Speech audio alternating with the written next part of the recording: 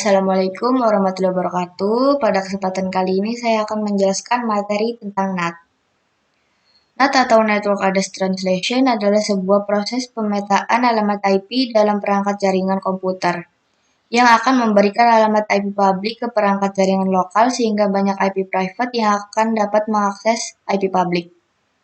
Dengan kata lain, NAT akan mentranslasikan alamat IP sehingga IP address pada jaringan lokal dapat mengakses IP publik pada jaringan WAN. NAT mentranslasikan alamat IP private untuk dapat mengakses alamat host di internet dengan menggunakan alamat IP publik pada jaringan tersebut. Tanpa hal tersebut, tak mungkin IP private pada jaringan lokal bisa mengakses internet.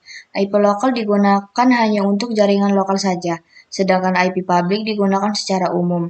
IP publik inilah yang digunakan untuk berkomunikasi di dunia internet karena dapat diakses dimanapun. Jenis-jenis NAT yaitu satu ada NAT statis. Jenis NAT ini bekerja dengan cara menerjemahkan semua alamat IP yang tadinya belum terdaftar menjadi alamat IP yang sudah terdaftar. NAT jenis ini banyak digunakan untuk komputer yang ingin diakses melalui luar. NAT statis juga bisa dibilang pemborosan dalam penggunaan alamat IP yang sudah didaftarkan, karena pada setiap komputer akan dipetakan untuk melakukan alamat IP yang terdaftar, sehingga apabila semakin banyak komputer yang terdaftarkan, maka semakin sedikit alamat IP yang bisa digunakan. Yang kedua ada NAT dinamis. Sedangkan untuk NAT jenis ini berbeda dengan NAT statis. NAT dinamis bekerja dengan cara mendaftarkan beberapa komputer ke dalam satu buah kelompok dengan alamat IP yang terdaftar yang sama. Oleh karena itu, nantinya akan ada beberapa komputer yang memiliki alamat IP yang sama dengan komputer yang lain.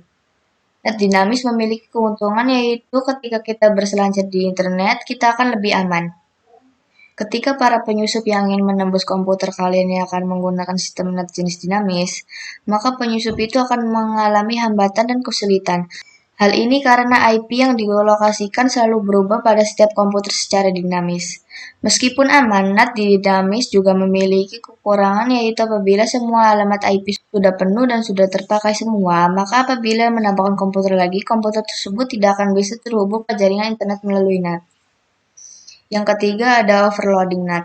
NAT jenis ini menghubungkan sebuah klien untuk terhubung ke alamat IP publik, tapi pada port berbeda dan berlainan.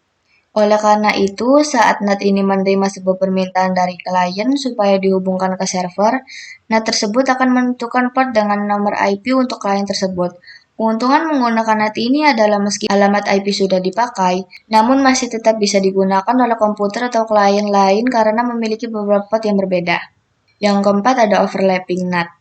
Yang terakhir adalah NAT overlapping. NAT ini dapat melakukan penerjemahan dengan melalui dua arah, terutama jika ada nomor yang sama antara alamat IP lokal dan alamat IP publik. Supaya tidak terjadi konflik pada jaringan, maka NAT akan mengubah alamat IP publik tersebut menjadi alamat yang tidak ada dalam jaringan lokal. Kelebihan NAT, dengan adanya NAT dapat mengurangi adanya duplikasi IP address pada jaringan atau biasanya dikenal dengan konflik IP address. Dan dengan adanya NAT, akan menghindari pengalamatan ulang pada saat jaringan tersebut berubah, sehingga dapat menghemat IP legal yang diberikan oleh ISP, dan juga dapat meningkatkan fleksibilitas untuk koneksi jaringan, dengan meningkatkan keamanan terhadap sebuah jaringan, yaitu performa yang lebih baik jika membandingkan dengan alternatif seperti proxy. Kekurangan NAT adalah dapat menyebabkan keterlambatan proses. Ini sebabnya data yang terkirim harus melalui perangkat NAT terlebih dahulu. Dan NAT dapat menyebabkan beberapa aplikasi yang tidak bisa berjalan dengan normal. Dengan adanya NAT dapat menghilangkan kemampuan untuk melacak data karena data tersebut akan melewati firewall.